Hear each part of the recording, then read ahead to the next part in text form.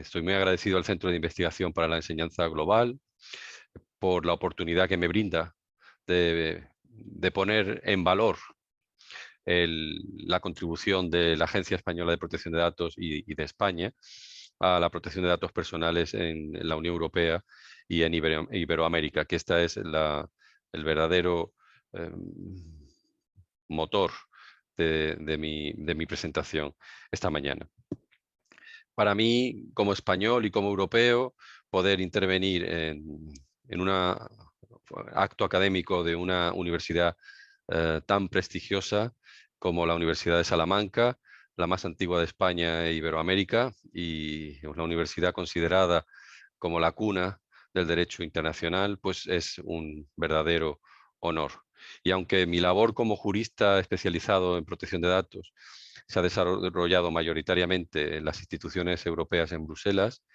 como español y como amante de mi país, pues siempre he tenido un ojo en Bruselas y otro ojo en España. Y eso es exactamente lo que me propongo hacer hoy con mi intervención de esta mañana, poner en relación estos dos mundos y reivindicar no solo lo importante que es Europa o la Unión Europea para España, que es algo evidente, que no se puede negar y que todo el mundo sabe, sino también algo más desconocido, lo importante que es para España, lo importante que es para Europa la contribución de España con instituciones fuertes, creíbles e independientes. Y eso lo voy a ilustrar con una serie de casos concretos, de ejemplos, que serán el objeto de esta disertación. Y nada mejor para comenzar con esta ilustración de lo importante que es la Agencia Española y lo importante que es España para garantizar el derecho fundamental a la protección de datos, que empezar con una historia. Y la historia se remonta al año 1998, cuando el nombre de un tal Mario Costeja apareció en dos anuncios publicados en La Vanguardia como dueño de una propiedad que se sacaba a subasta por un embargo a causa de unas deudas impagadas. Esta información, esta hemeroteca, se digitalizó años más tarde y el motor de búsqueda de Google indexó este nombre, lo que dio comienzo a una larga batalla judicial. El año 2009, el señor Costeja, molesto de que después de tanto tiempo, tantos años que habían transcurrido desde aquellos problemas económicos que tuvo, pues este buscador de Internet siguiera mostrándole como un moroso, pues intentó, sin éxito, frente a Google, que se suprimiera el enlace que redireccionaba la información publicada por el diario. La Agencia Española de Protección de Datos, a la que el señor Costeja acudió, le dio la razón, le ayudó y ordenó al gigante de Internet que retirara, retirara esos links que el señor Costeja consideraba que violaban sus derechos.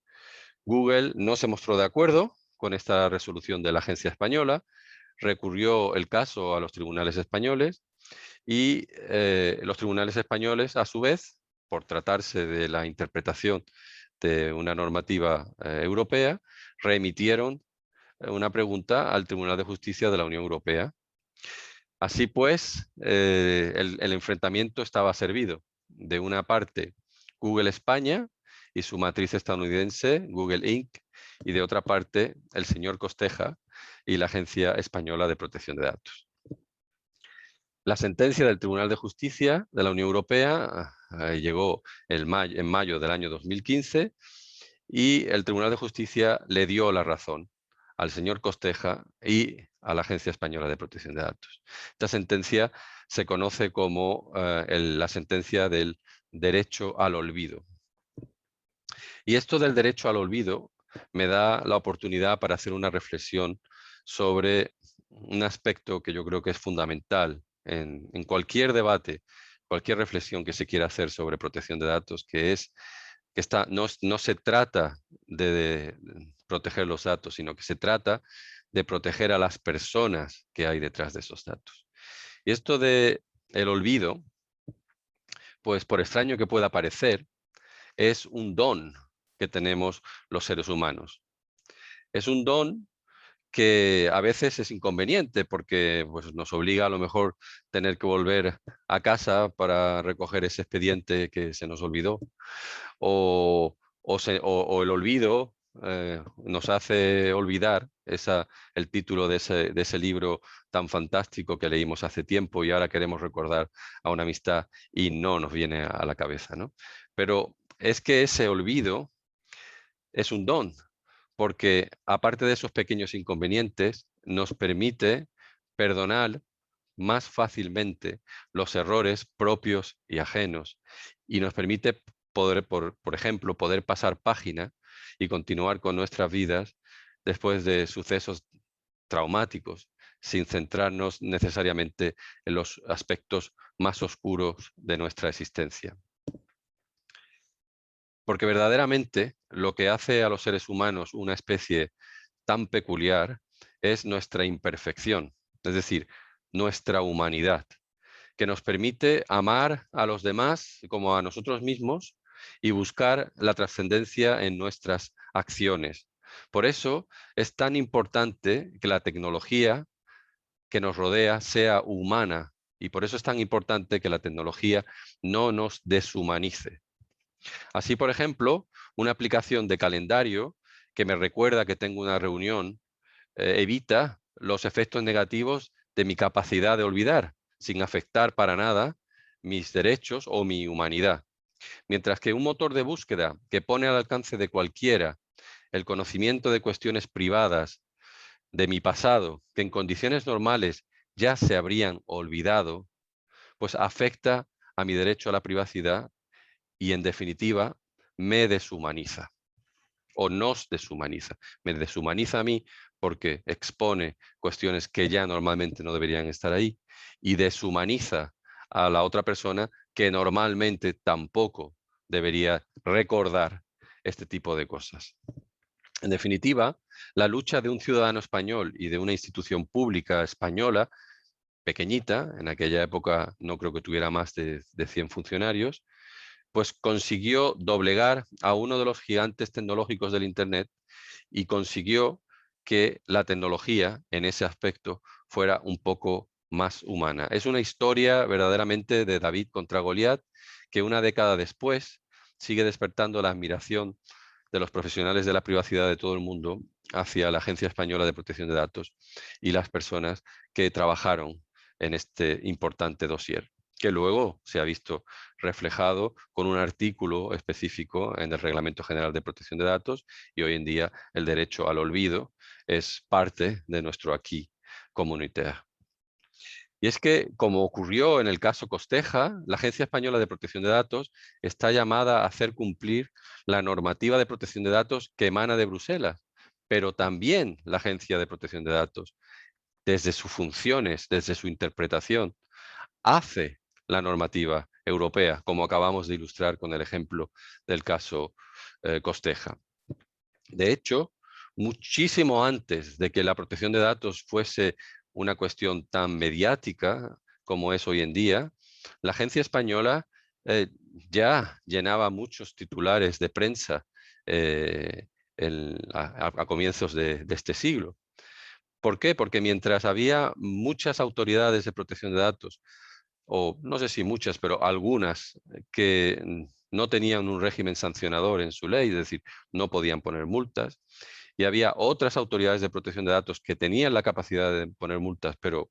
decidían no utilizarlo, pues la agencia española, que tenía esa facultad en su ley y que tenía unos responsables decididos a hacer cumplir la ley, pues empezaron a poner multas y multas muy importantes para la época. De hecho, entre los años 2000 y 2018, la Agencia Española de Protección de Datos multiplicó por 6 el número de procedimientos sancionadores. ¿Qué consiguió esta actividad de la agencia? Que debió ser muy difícil porque cada procedimiento sancionador tiene muchísimo trabajo detrás. Pues lo que consiguió es que un país como España, que normalmente suele estar bastante atrasado en este tipo de cuestiones regulatorias o, como decimos en Bruselas, de compliance, pues avanzara mucho, francamente. Y a día de hoy está a un nivel muy bueno y no solamente eso, sino que se ha conseguido que en nuestro país haya muchos profesionales de reconocido prestigio a nivel nacional o internacional, tanto en el sector público como en el sector privado, que no tienen nada que envidiar a los profesionales de la privacidad de países vecinos. A día de hoy, las sanciones que impone la Agencia Española de Protección de Datos son menos numerosas, sobre todo porque en el año 2011 se introdujo en la legislación española la figura del apercibimiento, que es una declaración de infracción que no conlleva sanción. Y desde ese momento, pues la agencia española ha podido abrir procedimientos de este tipo que no terminaban en una sanción, sino simplemente en un apercibimiento. Pero esto no es óbice para que cuando la agencia española considera que tiene que imponer una sanción, pues se haga. Y de hecho, tenemos ahí, por ejemplo, hay muchas sanciones, pero podemos mencionar la reciente sanción de 8 millones de euros que se ha impuesto a la empresa Vodafone como consecuencia de 161 denuncias recibidas en la agencia española por acciones de mercadotecnia y prospección comercial que no respetaban el Reglamento General de Protección de Datos. Es decir, no se le ha puesto una sanción de 8 millones de euros por un caso, sino que ha sido una acumulación de denuncias y de infracciones que han motivado esta resolución, que para el que la quiera consultar está publicada en el portal de la agencia y tiene el número 59/2020. Qué duda cabe que toda esta experiencia de la agencia española ha sido determinante a la hora de preparar el régimen sancionador del Reglamento General de Protección de Datos, que está considerado, ese régimen sancionador, como uno de los pilares del reglamento europeo. Y qué duda cabe que a día de hoy, cuando en el Comité Europeo de Protección de Datos, que es el organismo de la Unión que se ha creado después del Reglamento General de Protección de Datos para asegurar una interpretación y una aplicación uniforme del reglamento, pues cuando en este comité que dispone de muchos subgrupos, ¿no?, de trabajo, pues cuando se habla de cuestiones sancionadoras, cuando se habla de armonización de los importes de las multas, pues la reputación de la Agencia Española de Protección de Datos es evidente y es una autoridad líder que ha influido mucho y que sigue influyendo a día de hoy gracias a su buen trabajo y a su liderazgo. Es importante mencionar sobre este particular que la agencia española no solo supervisa al sector privado, sino que también supervisa al sector público, a las administraciones, y que esta labor de supervisión del sector público la hace conjuntamente con las autoridades regionales de protección de datos que tenemos en España en la actualidad, la vasca, la catalana y la andaluza, que son unas autoridades que también gozan de muy buena reputación por su labor y su buen hacer y que se coordinan debidamente con la Agencia Española de Protección de Datos. Hay dos contribuciones más que yo considero muy estratégicas y muy importantes de la Agencia Española de Protección de Datos a la que me gustaría referirme, pero antes, si me lo permiten, me gustaría detenerme unos minutos para poner en valor y hasta cierto punto en perspectiva esta gran apuesta humanista que ha sido y sigue siendo la protección de datos personales en la Unión Europea. Para que se comprenda, más allá del caso concreto, para que se comprenda cuál es el valor que esto de la protección de datos ha traído a nuestras sociedades y el potencial enorme que tiene para el futuro. Empezábamos esta disertación con la referencia al olvido, a la capacidad de olvidar, que decíamos que nos hacía humanos. Bueno, pues hay otras cosas que también nos hacen humanos, que nos diferencian de las máquinas, que son pues nuestras emociones o nuestras creencias y nuestros valores. Y de eso es de lo que va, en definitiva, el proyecto de construcción europea, de avanzar juntos, unidos en unos valores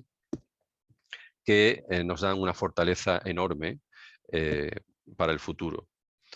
La Unión Europea es un proyecto de paz y de democracia que ha demostrado su utilidad y ha roto el ciclo de guerras civiles periódicas que hemos tenido en Europa prácticamente desde la Edad Media. Este proyecto de paz y prosperidad y de democracia se basa,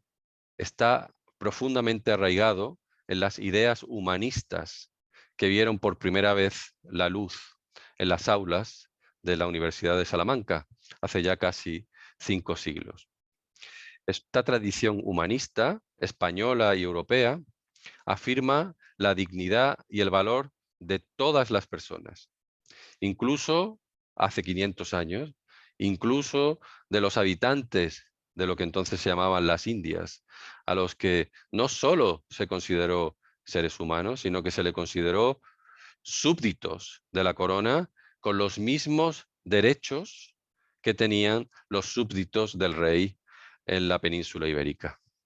En otras palabras, esta tradición humanista lo que hizo fue desplazar la visión teológica que existía hasta aquella época y puso al ser humano y a su dignidad en el centro del universo. A menudo se asocia a España con una sociedad religiosa, anticuada, y se olvida que el primer país del mundo que huyó de esa aproximación teológica y abrazó el concepto de humanismo, de poner al hombre, al ser humano, al centro del universo, fue España. Y esta tradición humanista que se empezó en las aulas de la Universidad de Salamanca ha evolucionado en lo que después fueron los principios de la Revolución Francesa, la Carta Internacional de Derechos Humanos y la Carta de los Derechos Fundamentales de la Unión Europea, nuestra Constitución, que en su artículo 1, que es nuestra ley, dice que la dignidad humana es inviolable. Nuestro artículo 1, el más importante, el que empieza con nuestra Constitución, se refiere a la inviolabilidad de la dignidad humana,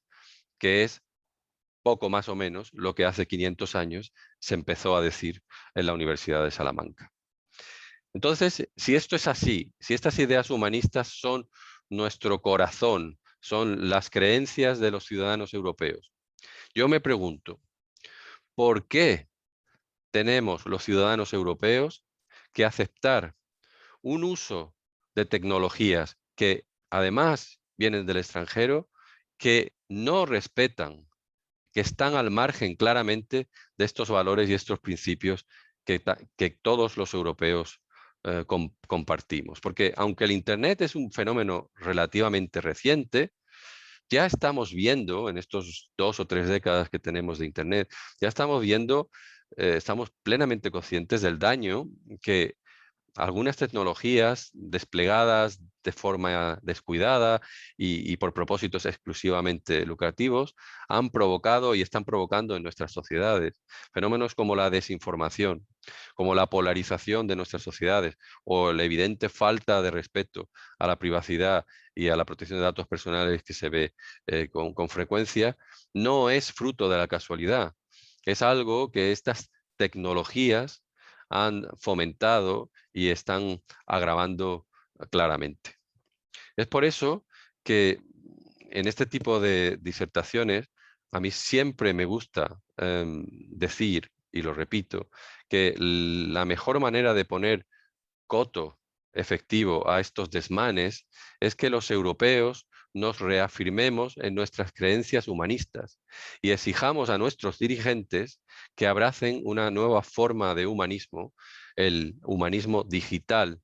que exija que el uso de la tecnología sea respetuoso con la dignidad y la autonomía de las personas. En definitiva, que la tecnología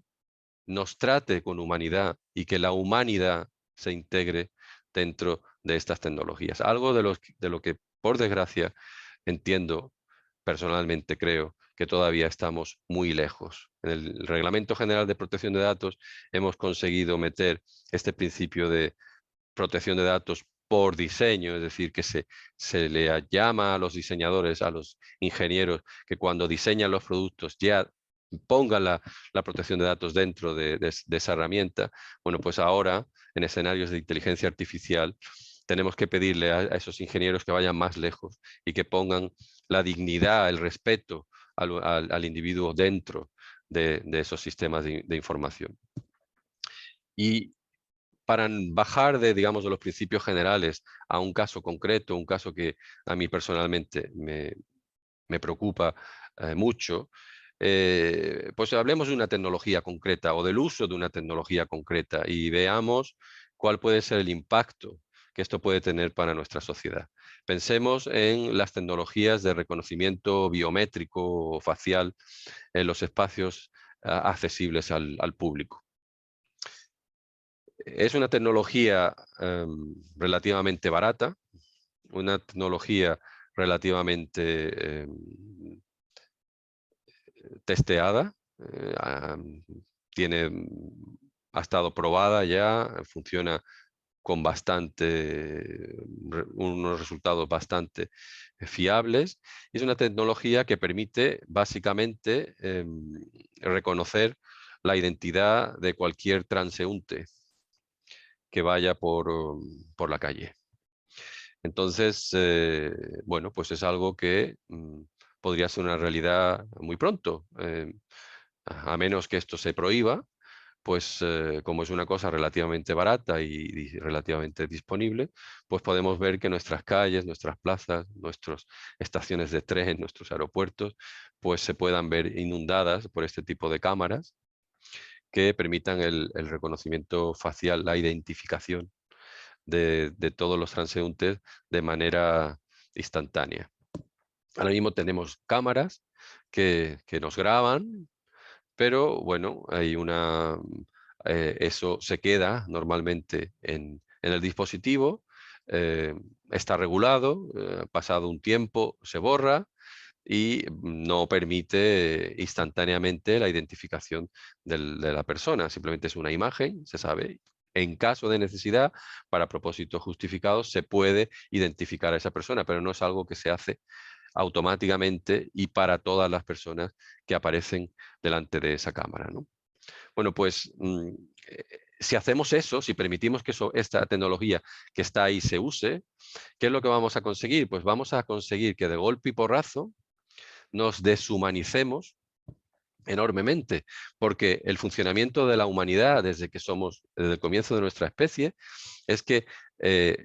nos identificamos en pequeños grupos. En mi familia, en mis amigos, me ven y saben quién soy, pero en los espacios públicos, en la calle,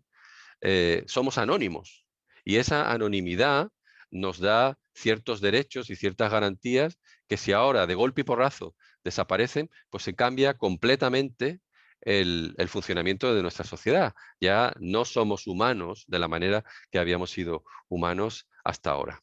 Si pensamos, por ejemplo, en que esta tecnología está ahí en las calles, ¿quién va a salir a manifestarse para reivindicar una causa o por razones políticas? Verdaderamente te hace pensar, cambia tu comportamiento, tiene un impacto serio sobre la calidad democrática de una sociedad. Es por eso que cuando el reglamento sobre la inteligencia artificial que está ahora en tramitación en las instituciones europeas, cuando en ese reglamento se dijo que se podría permitir el uso de este tipo de tecnologías de reconocimiento facial en espacios públicos, pues saltaron todas las alarmas. Y el Comité Europeo de Protección de Datos y el Supervisor Europeo de Protección de Datos se pusieron a trabajar inmediatamente en este asunto y emitieron un informe conjunto en el que solicitaron una serie de cosas que pueden ser un poco técnicas, pero que son muy importantes. Y me gustaría mencionar. Lo primero que se dijo fue una prohibición general de cualquier uso de la inteligencia artificial para el reconocimiento automatizado de las características humanas en espacios de acceso público, lo que estamos hablando, así como una prohibición de los sistemas de inteligencia artificial que clasifiquen a las personas en grupos en función del origen étnico, el género, la orientación política o sexual u otros motivos de discriminación con arreglo al artículo 21 de la Carta de Derechos Fundamentales.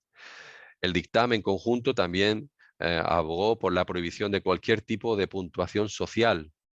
y no solo de la puntuación por parte de las autoridades públicas, también la puntuación por parte del sector privado, y una prohibición del uso de la inteligencia artificial para inferir emociones de una persona física, excepto en determinados casos de uso bien definido, a saber, con fines sanitarios o de investigación, porque no olviden ustedes que el rostro es el espejo del alma. Entonces, si tenemos todos estos dispositivos escudriñando nuestros rostros con capacidad de inteligencia artificial, pues van a poder leer nuestra alma. Ya se habla del peligro de que, bueno, pues con los avances de la neurociencia, pues terminemos todos con dispositivos que puedan leer nuestros pensamientos. Bueno, pues estas cámaras también pueden leer nuestros pensamientos y nuestras emociones que son visibles en el rostro. Y entonces pues se puede saber en todo momento si ese transeúnte que hasta hoy ha sido anónimo, pero mañana con esa tecnología se va a saber que es Leonardo Cervera Navas, pues en ese momento si está nervioso, asustado, enamorado, enfermo, todo eso es algo que la tecnología puede hacer y que cambia radicalmente las reglas de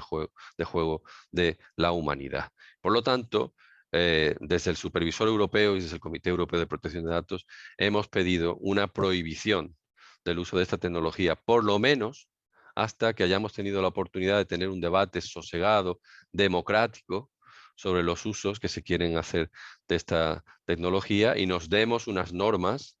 los europeos, que luego podamos respetar. Aquí no se trata de disparar primero y preguntar después, porque al final el daño ya está hecho. Aquí hay que revertir el orden y decir, vamos a pensar y si estamos de acuerdo que se puede utilizar, pues lo utilizaremos. La Agencia Española de Protección de Datos también ha dejado claro cuál es su opinión sobre este tema y en la resolución 120-2021, el mes de julio del año 2021, pues ha impuesto una importante sanción de 2,5 millones de euros a la entidad Mercadona por el uso en alguno de sus establecimientos de tecnología de reconocimiento facial para la detección de personas que tenían una orden de alejamiento. Habrá quien dirá, sobre todo aquellas personas que quieren ganar dinero con esa tecnología, que esto es muy necesario para garantizar la seguridad de nuestros ciudadanos, por las razones de seguridad pública. Y yo pienso que hay que escuchar con mucha atención todos los argumentos que se dicen, pero este argumento en particular, a mí particularmente me provoca algunas dudas. Porque, para empezar, ¿por qué tenemos que plantear esto como una dicotomía entre privacidad y seguridad? Es que no se puede tener las dos cosas, es que no se puede vivir seguros y al mismo tiempo no tener que estar violando la privacidad de las personas. Personalmente yo creo que sí se puede, pero es que además es que para estar seguros tenemos que acabar con el principio de anonimidad en los espacios públicos. No hay otras maneras de garantizar esa seguridad. Tiene que ser con un impacto tan grande en el comportamiento humano. Si en Europa las tasas de criminalidad, y esto es objetivo, son las más bajas del mundo, verdaderamente tenemos que llegar a poner todas estas cámaras y estar considerando la identificación de todos los millones de personas que pasan por un aeropuerto, por ejemplo, por el aeropuerto Madrid-Barajas, ¿no? O Adolfo Suárez, ¿no? Por ahí pasan millones de personas cada día. Por la posibilidad de poder identificar a, a unos cuantos criminales que puedan pasar por allí, aunque yo me imagino que si uno es un buen criminal y sabe que hay ese tipo de cámaras, no pasará por allí. Pero bueno, ante la posibilidad de que se pueda identificar a algunos cuántos criminales que pasan por allí. ¿Se justifica que se esté identificando a millones y millones de personas que van a pasar por allí que son totalmente inocentes y que esa información se esté guardando? Yo tengo mis dudas de que eso sea verdaderamente lo necesario en una sociedad democrática y abierta como la nuestra. Y por tanto, pienso, me he permitido hacer esta pequeña digresión y hablar sobre este trabajo que se ha hecho a nivel europeo y que se ha hecho nuevamente a nivel español con esta sanción que ha impuesto la Agencia Española de Protección de Datos sobre esta cadena de supermercados. Y luego, para mencionar algún ejemplo más de actualidad, bueno, pues tenemos las nuevas realidades de la pandemia, ¿no? El teletrabajo, la educación a distancia pues nuevamente una institución formativa, la Universidad Internacional de La Rioja, pues para sus exámenes a distancia, pues optó por utilizar tecnologías de reconocimiento biométrico. Y nuevamente la Agencia Española de Protección de Datos pues dijo que esto no resultaba justificado, que utilizar datos biométricos para identificar a los estudiantes pues era desproporcionado porque existen otras medidas con las cuales se puede obtener el mismo efecto. ¿Qué nos lleva a esta reflexión? Nos lleva a una cuestión que siempre se comenta y que aparece incluso repetidamente en los medios de comunicación, que es ese criticismo, esa crítica que se hace a la normativa de protección de datos, a la que se considera un obstáculo para el desarrollo tecnológico, un obstáculo para la innovación. Y eso no es cierto, y eso es un planteamiento malintencionado que se hace por aquellos por supuesto, a los que la aplicación de la normativa resulta molesta. Y un buen ejemplo de ello,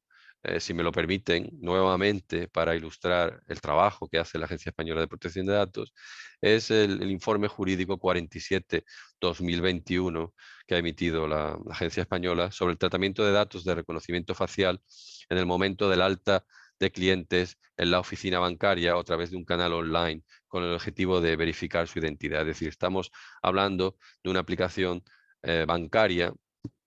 que solicita o pregunta si puede haber una identificación biométrica. Y la respuesta de la Agencia Española de Protección de Datos, muy lejos de ese supuesto obstruccionismo para el desarrollo de las nuevas tecnologías, ha sido que sí, que se puede, pero lógicamente con dos condiciones. Una, que no se imponga a todos los usuarios, faltaría más, ¿no? Y segundo, es decir, que sea opcional. Y segundo, que quede claro que los usuarios han dado su consentimiento, comprenden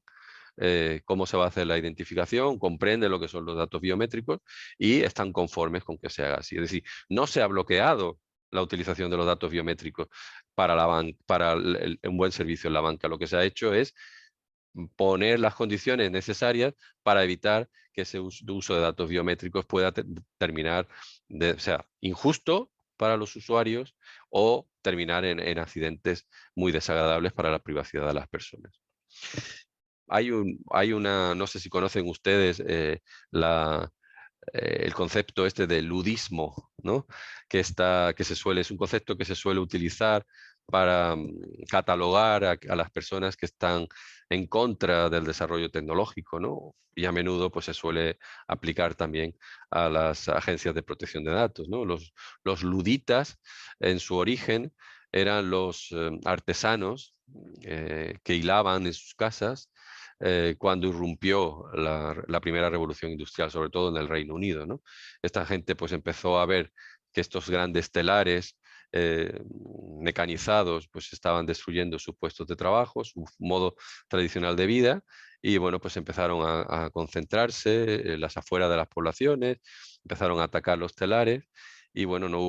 el ejército británico no tuvo más remedio que reunir 12.000 soldados, que fueron más de los que vinieron a España durante las guerras napoleónicas, para reprimir y controlar los disturbios que estos luditas pues provocaban por el impacto que la revolución industrial tenía en sus vidas, ¿no? Bueno, pues a mí me gustaría decir muy claramente que las agencias de protección de datos no somos luditas, ¿eh? Las agencias de protección de datos somos muy conscientes de la importancia del desarrollo tecnológico y de la innovación para el futuro de nuestras sociedades. Conocemos muy bien la potencialidad y los beneficios que todos estos desarrollos tecnológicos pueden tener para nuestros ciudadanos, pero al mismo tiempo tenemos un mandato del legislador y tenemos un mandato de nuestras sociedades democráticas de funcionar como una especie de brújula moral y recordar que hay determinados usos de la tecnología que son peligrosos y por tanto se tienen que regular o reprimir. Y claro, en ese sentido, alguien puede decir, ¿y cómo se hace eso, Leonardo? Porque si estamos hablando de una nueva tecnología que verdaderamente no se sabe cómo va a funcionar, está todavía en fase de experimentación, ¿cómo se puede decir si se puede hacer o no se puede hacer si todavía no se conocen sus efectos, ¿no?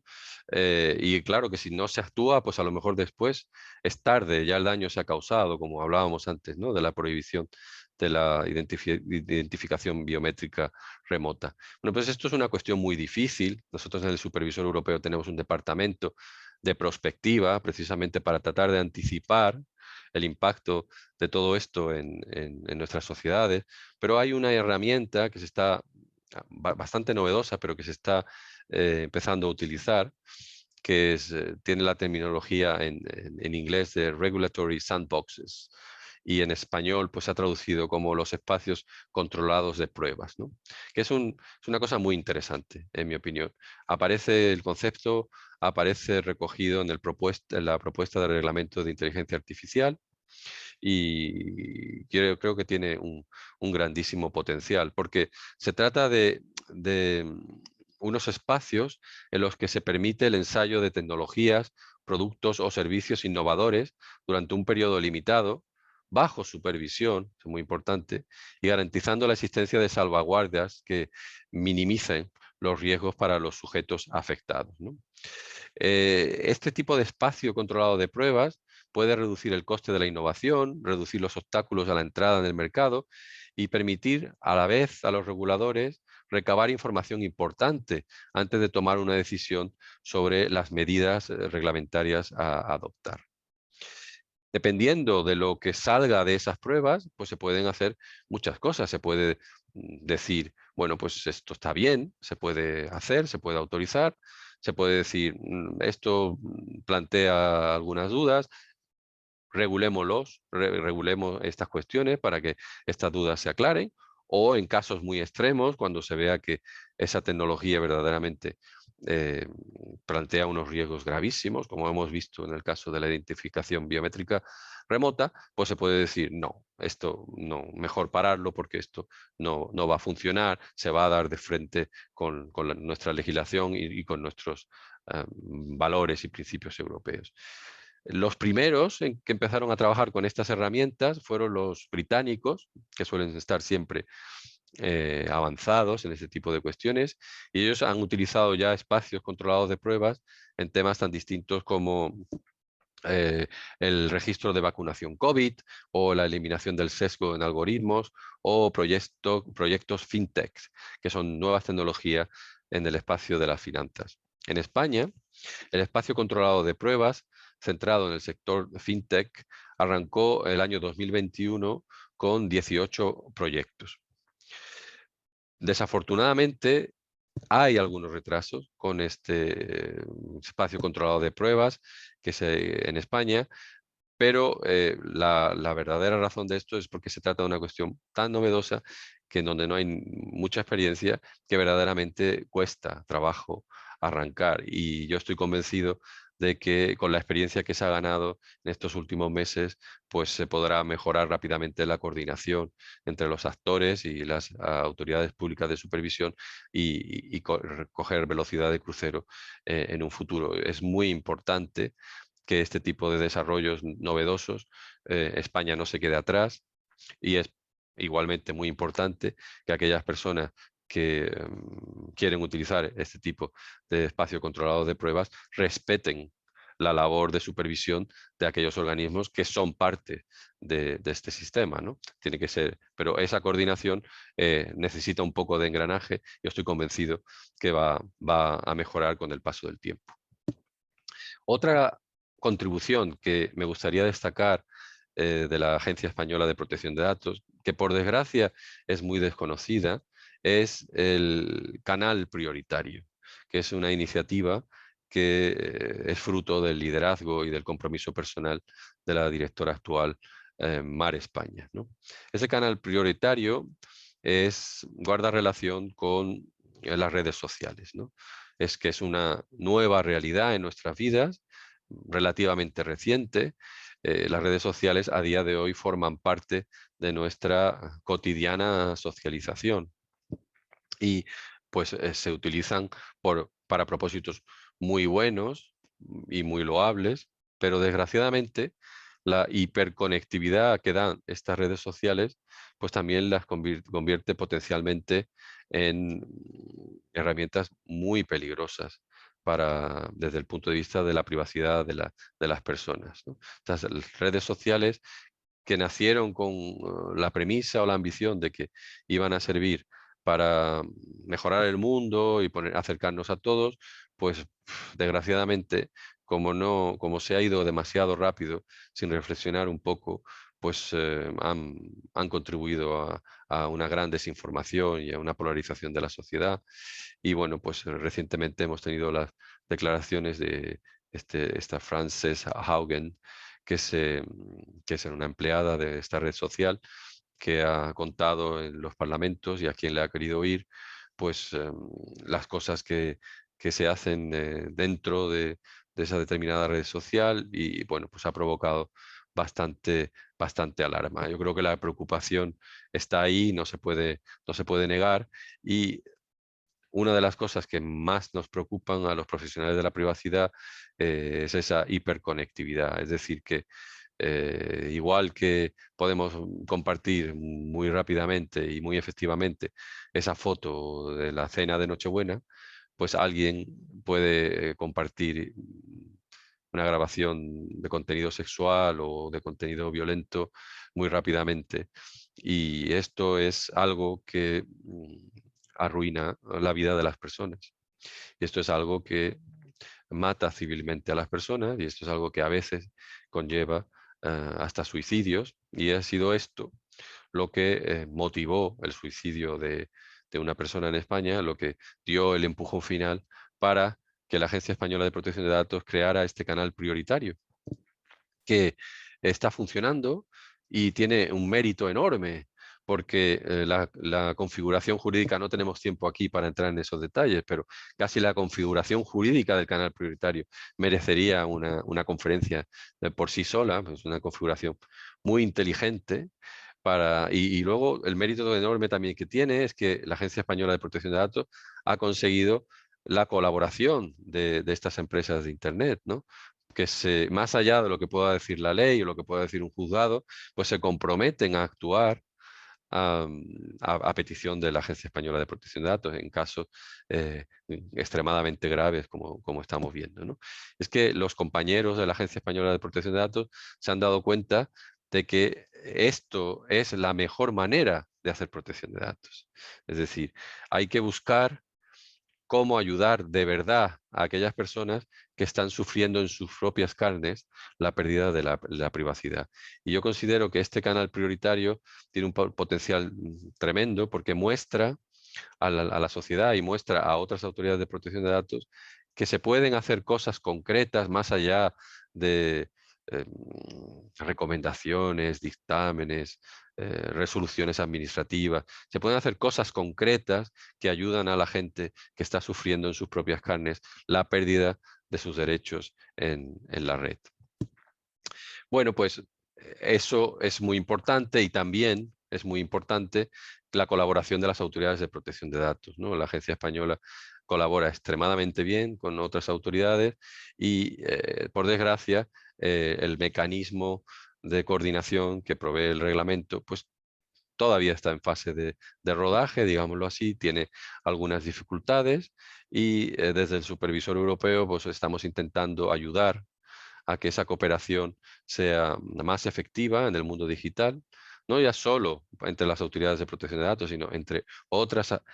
autoridades de supervisión que también son muy importantes en el mundo digital, como puede ser las autoridades de consumo o las autoridades de derecho a la competencia. Y hemos lanzado un debate de alto nivel en el contexto del debate sobre el futuro de Europa, y vamos a organizar una conferencia internacional los días 16 y 17 de junio en Bruselas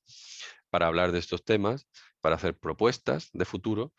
donde España confío que estará plenamente representada y la Agencia Española también, y a la cual pues desde ya les invito a todos ustedes porque es una conferencia abierta. Y más allá de Europa y volviendo un poco a España y su contribución, eh, me gustaría hablar de la contribución enorme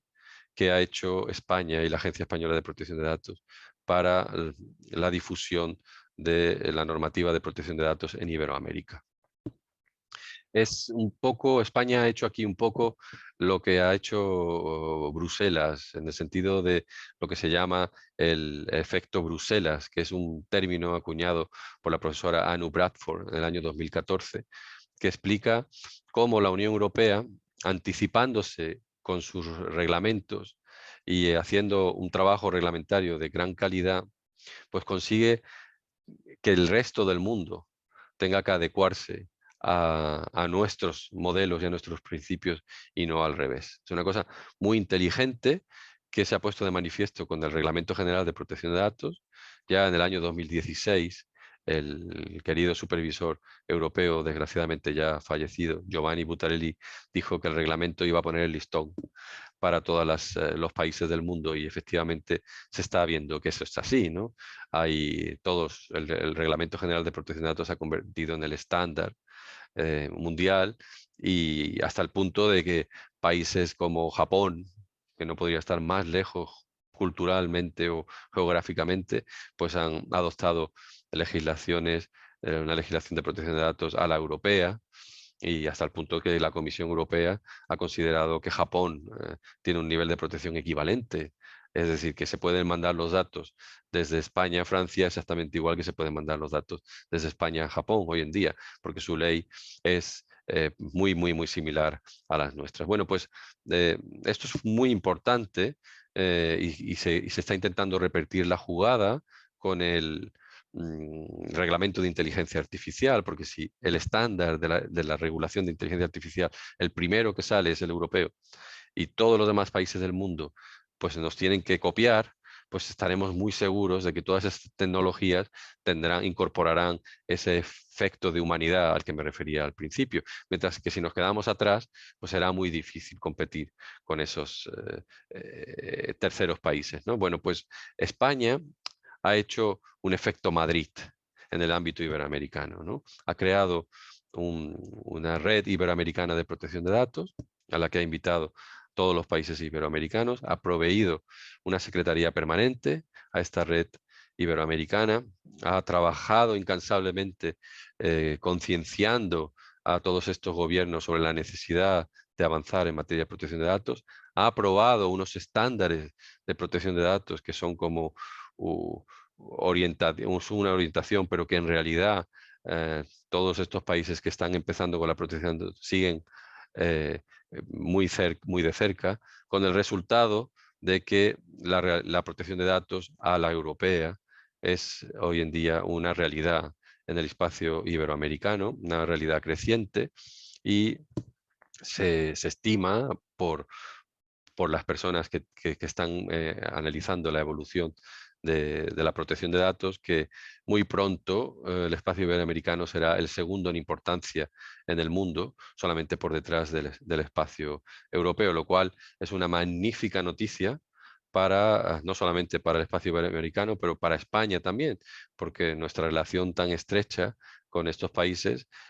facilita este tipo de armonización, facilita muchísimo el comercio y la cercanía de nuestras sociedades. Hasta cierto punto, no es sorprendente que esto se haya podido hacer así, porque compartimos muchas cosas entre España y los países iberoamericanos, principios, pero es algo que no surge espontáneamente, es algo que hay que dinamizar y la Agencia Española de Protección de Datos, en trabajo de décadas, pues lo ha hecho y lo ha hecho muy bien. Y eso es algo en que la Unión Europea está particularmente agradecida a España por su contribución, porque es una ayuda enorme que se ha hecho desde la Agencia Española y desde Madrid. Y con esto, pues llegamos ya a las conclusiones de la conferencia, que me gustaría, digamos, hacer un poco de resumen de lo que se ha pretendido con esta disertación. Yo creo que hemos podido demostrar, sin lugar a dudas, que la contribución de la Agencia Española de Protección de Datos y de España a la Unión Europea y el mundo es fundamental. Y esto se puede demostrar claramente con varios ejemplos. El primer ejemplo sería la sentencia del Tribunal de Justicia de la Unión Europea en el caso Costeja, sentencia del año 2014, en el que la solidez técnica de la agencia española fue fundamental para que hubiera un antes y un después en nuestra disciplina mediante el reconocimiento del derecho al olvido. También el liderazgo indudable de la Agencia Española de Protección de Datos en materia de régimen sancionador, que ha logrado que la protección de datos sea una potente realidad en España y que ha servido de referente para que el actual régimen sancionador del Reglamento General de Protección de Datos, considerado uno de los pilares del reglamento, pues se asimile mucho a lo que España considera debe ser un buen régimen sancionador. El canal prioritario, que ya se ha mencionado, creado gracias al liderazgo y el compromiso personal de la directora actual, Mar España, que permite a la Agencia Española de Protección de Datos de una manera pionera y sin parangón en otros países europeos o del mundo, intervenir muy rápidamente y solucionar situaciones muy graves en los que la vida de las personas puede estar en juego, no ya solo su privacidad, y que sienta las bases para una actuación futura de las autoridades de protección de datos más cercana a las necesidades reales de los ciudadanos. Y por último, la decisiva influencia de la Agencia Española de Protección de Datos en el ámbito iberoamericano, proveyendo la Secretaría Permanente de la Red Iberoamericana de Protección de Datos y fomentando la adopción de leyes iberoamericanas inspiradas en el Reglamento Europeo tras la aprobación de los estándares iberoamericanos de protección de datos. En definitiva, es evidente que la Unión Europea necesita que España y la Agencia Española de Protección de Datos sigan contribuyendo al desarrollo y garantía de este derecho fundamental, tanto en nuestro continente como en el espacio iberoamericano. Y es igualmente evidente que esto solo será posible si nuestro país sigue contando con una autoridad fuerte, bien gestionada, respetada internacionalmente y, por supuesto, plenamente independiente y libre por completo de cualquier tipo de duda sobre una posible injerencia política. Nuevamente agradezco a la Universidad de Salamanca la oportunidad que me brindan de destacar y poner en valor el liderazgo de España y de la Agencia Española de Protección de Datos, que es algo no solo muy importante para la Unión Europea, sino también muy importante para los intereses presentes y futuros de nuestro país. Y les agradezco a todos ustedes por su amable atención, desgraciadamente a través de la pantalla, pero espero que pronto podamos repetir conferencias similares en un formato real. Muchísimas gracias.